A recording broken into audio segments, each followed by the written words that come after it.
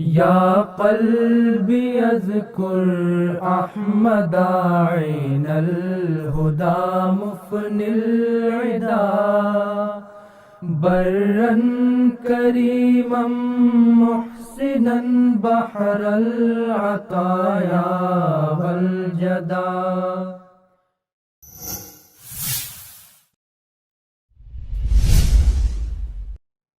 Assalamualaikum warahmatullahi wabarakatuh. Konsep khilafat saat ini telah menjadi momok bagi sebagian masyarakat di dunia juga di Indonesia. Hal ini terjadi karena kehadirannya dinilai sangat identik dengan unsur radikalisme dan terorisme. Jika agama Islam dikenal sebagai agama yang damai serta rahmatan lil alamin, maka apakah mungkin jika salah satu di antara konsepnya akan membawa penderitaan dan kesengsaraan bagi umat manusia? Untuk mendapatkan jawabannya, hari ini kita akan membahas tema khilafat dalam acara Dialog Spesial bersama narasumber istimewa, yakni Amir Nasional Jemaat Ahmadiyah Indonesia, Maulana Haji Abdul Basit Syahid.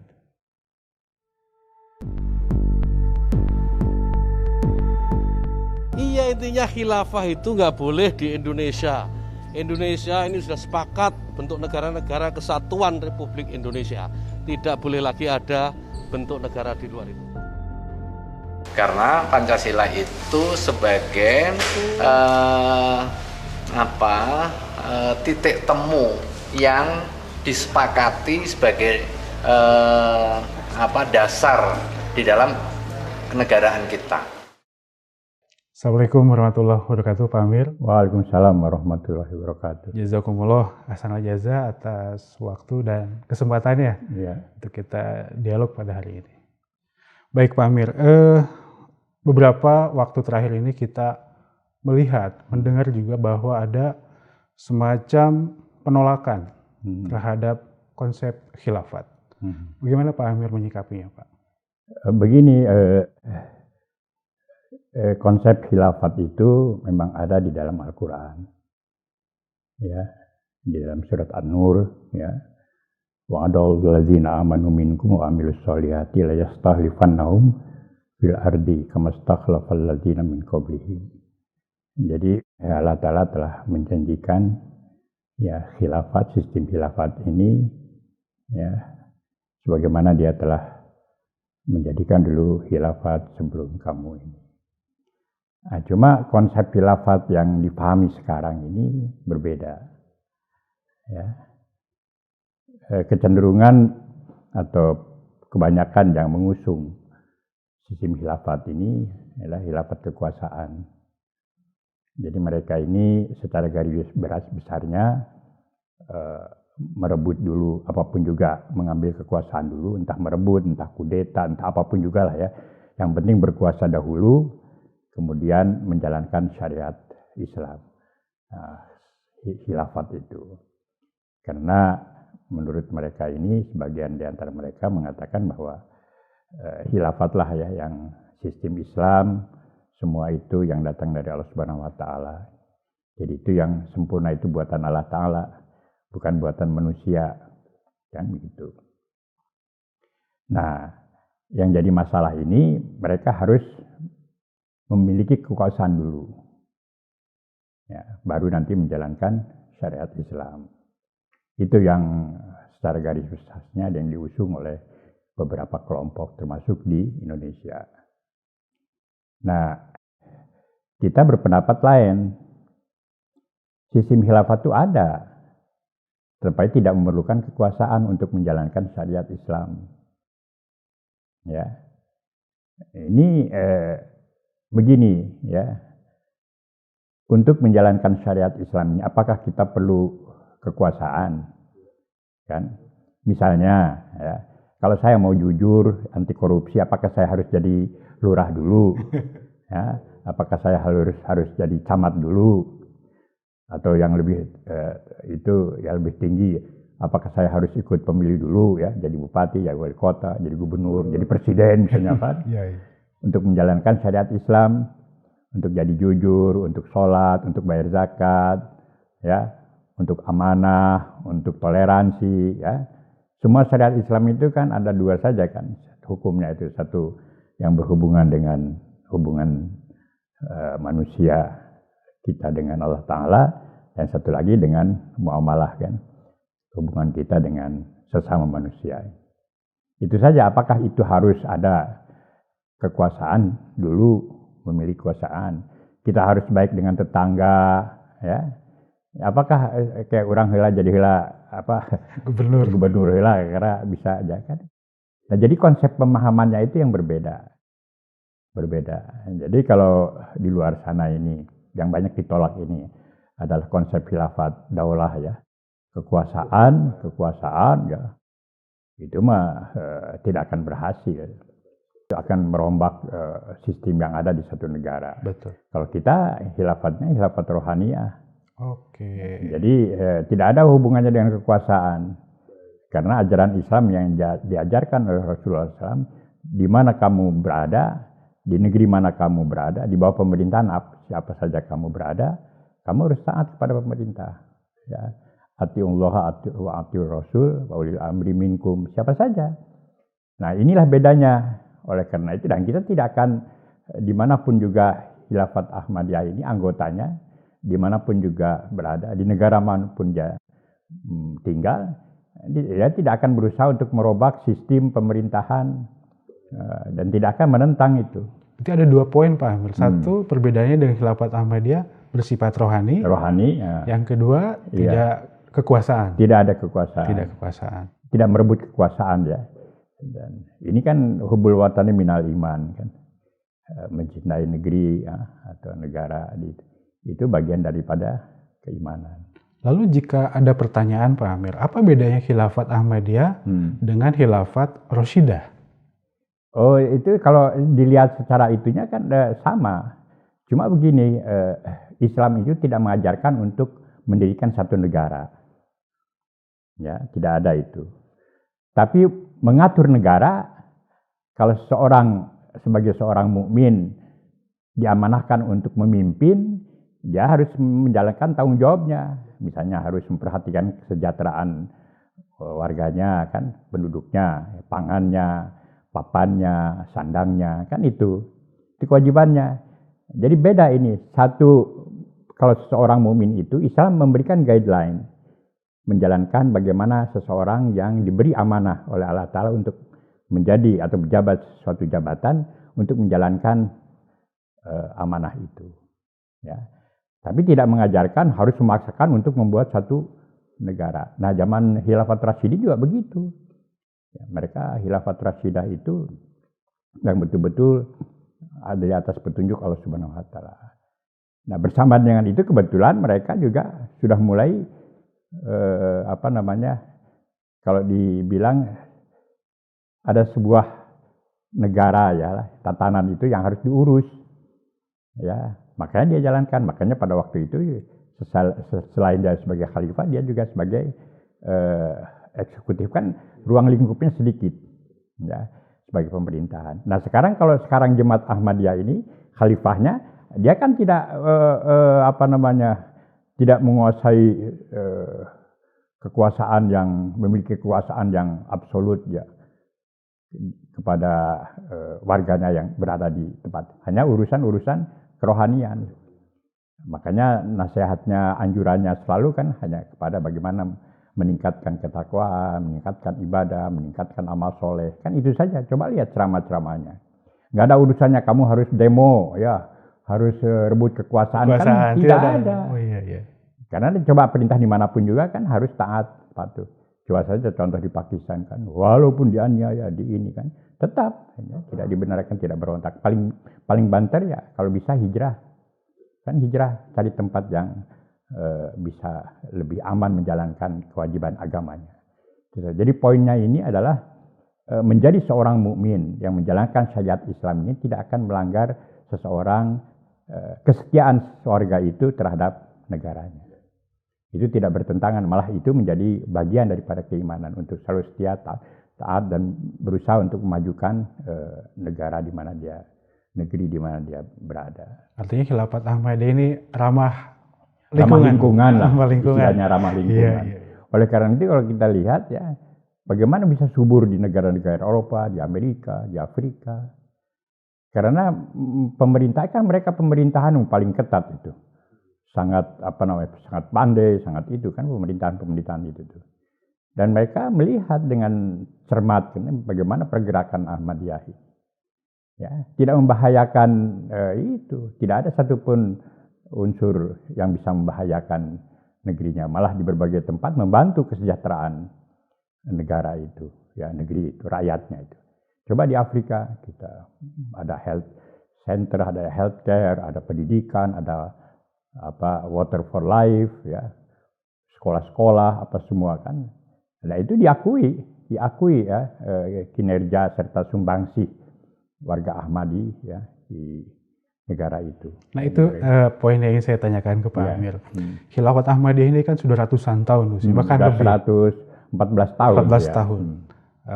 Baru saja Pak Amir menyinggung masalah sumbangsih. Apa saja Pak Amir yang memberikan sumbangsih bagi dunia ini? Ya, yang satu itu orang-orangnya akan menjadi lebih bisa mengabdi, memberikan perkhidmatan kepada negara. Karena itu bagian daripada Islam. Ya. Oleh karena itu, dan kalau kita lihat ya, Sabda Masih Maud, pendiri Jemaat Ahmadiyah, para khalifahnya kan begitu. Sedapat mungkin mereka harus membantu sesama manusia. Ya. Jadi ini yang dikerjakan ya, di negara-negara yang diberi kebebasan, banyak berkiprah jemaat itu. Ya dulu tahun-tahun 20-an, tahun 30-an, ya ketika negara-negara Afrika itu masih sangat-sangat terbelakang. Nah, itu kita bantu mulai dari sekolah rakyat, sekolah ini, dan siapa saja di sana. Dan tidak mengira, ya, tidak latar belakang agamanya, apanya. Siapa saja asal mau belajar, ya kita bantu. Ya, beda dengan organisasi yang lain. Mau masuk sekolahnya mereka harus tukar nama dulu ke agama yang mereka anut. Ya, itu. Kita tidak. Ya, alhamdulillah sekarang itu banyak yang jadi menteri, jadi pejabat, apa yang dulu asalnya sekolah dari sekolah kita semua. Ya. Nah itu kan jadi itu bagi orang-orang jadi orang baik, pelajar, terpelajar. Paling tidak dari segi pendidikan ya satu sisi. Belum dari sisi kesehatan. Jadi di mana-mana pun juga kan jemaat diberi kebebasan, peluang ya kita. Alhamdulillah kita bisa bekerja dan bisa ya memberikan perkhidmatnya di atas kaki sendiri. Ya, itu. Ini agak mundur sedikit Pak Amir. Ya. Terkait tadi Pak Amir sempat menyebutkannya juga beberapa kelompok masih berjuang bahkan hingga puluhan tahun untuk mendirikan khilafat ini. Nah, dan sampai hari ini belum berhasil. Menurut Pak Amir, apa sebetulnya syarat agar tegaknya khilafat itu? Iya kan khilafat ini kan Allah Subhanahu wa taala yang mendirikannya. Ini jailun fil ardi khalifah. Kalau kita lihat secara garis besar khalifah itu manusia juga sebagai khalifah dari Allah Ta'ala kan. Karena yang dapat menjalankan perintah Allah Ta'ala itu dan bisa menyerap ya warna Allah Ta'ala itu kan diantara makhluk itu kan manusia. Makanya boleh dari satu sisi ini ya manusia dikatakan juga khalifah. Itu yang umum. Yang kedua ini memang khalifatullah ya itu para nabi yang menjalankan syariat yang diturunkan ya, dari Allah Subhanahu wa taala. Nah, itu melalui para nabi baru mendirikan. Adalah ya khalifatun nabi. Jadi orang yang meneruskan pekerjaan nabi. Nah, itu jadi khalifah itu ada beberapa pengertian. Nah, kalau pengertiannya ini untuk menjalankan syariat Islam, ya atau syariat itu harus diberi kekuasaan dahulu. Ini terbalik dengan apa yang dibawa oleh Rasulullah SAW. Rasulullah SAW tidak diberi kekuasaan dulu, ya, untuk menjalankan syariat Islam. Apakah Rasulullah SAW sebelum berkuasa tidak berhasil? Tidak. Menjadi seorang manusia paripurna itu dengan menjalankan syariat Islam itu, beliau sudah selesaikan. Ya. Makanya di awal saya mengatakan, apakah untuk menjalankan syariat Islam, menegakkan syariat Islam, perlu kekuasaan atau tidak? Kan tidak. Jadi kalau orang ya, berusaha, berambisi, terobsesi dengan kekuasaan, ketika mereka mendapat kekuasaan baru dapat menjalankan syariat Islam, nah itu bertolak belakang dengan apa yang dicontohkan oleh Rasulullah SAW. Nah, itu pasti gagal. Pasti gagal. Tapi kalau Khilafat Ahmadiyah ini karena memang mencontoh dari sana, ya terus saja berkembang. Ya, tidak ada penolakan secara signifikan. Seseorang itu tentu saja bisa berbeda pendapat. Tapi kan walaupun ditentang, walaupun di ini, terus saja bergerak maju, bertambah besar. Sekarang aja sudah di 200 berapa, 22 negara atau berapa itu.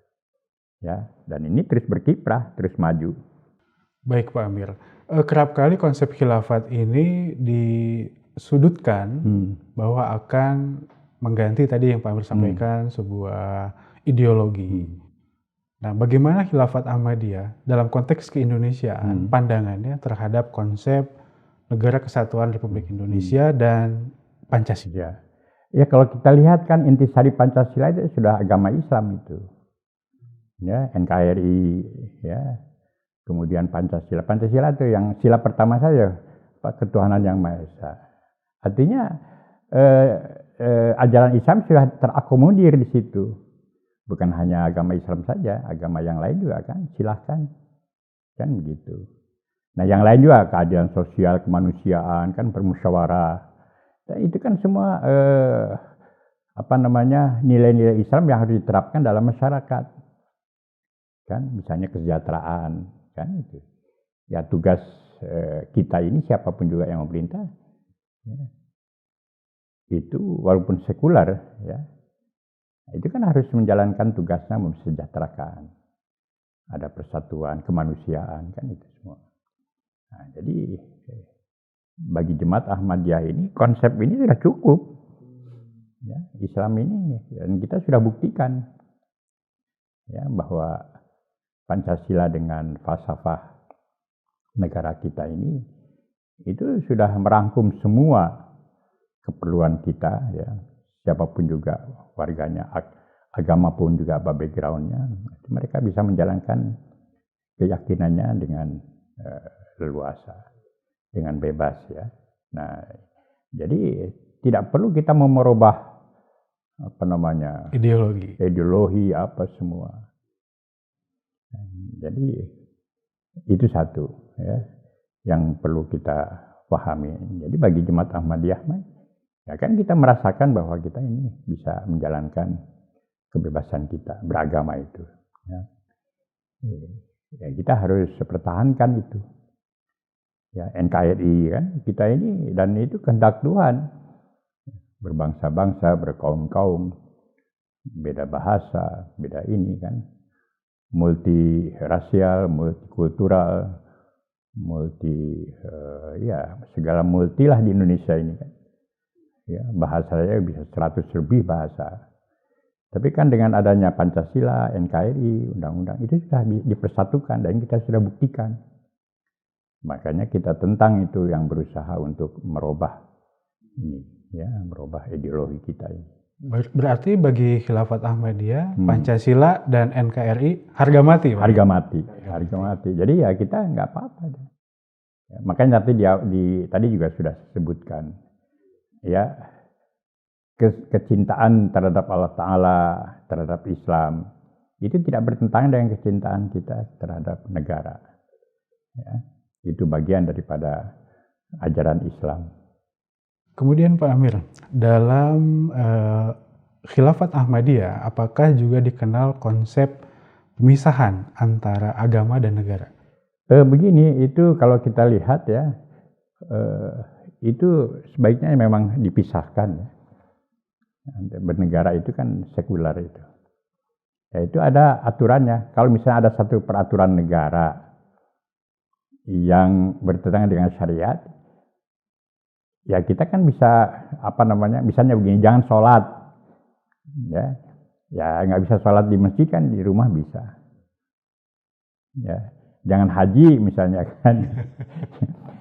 Ya kalau kita dilarang seperti warga kita Pakistan dilarang naik haji, ya nggak apa-apa. Yang bertanggung jawab kan yang melarangnya, bukan yang kita. Kan begitu. Jadi sebetulnya apapun juga kita bisa menjalankannya itu. Jadi tidak perlu terus kemudian berontak apa semua, kan tidak. Ada cara lain yang lebih santun yang diajarkan dalam Islam untuk menjalankannya itu. Jadi itu walaupun di satu sisi sepertinya berdampingan kan, makanya di awal saya katakan bahwa bernegara, berkeimanan itu tidak bertentangan. Ya, kita sebagai warga negara satu sisi menjalankan tugas-tugas dan kewajibannya, kan ada yang tanggung jawab dan hak itu baik sebagai pemimpin, pejabat lah ya, ulil amri yang memiliki kekuasaan, ya.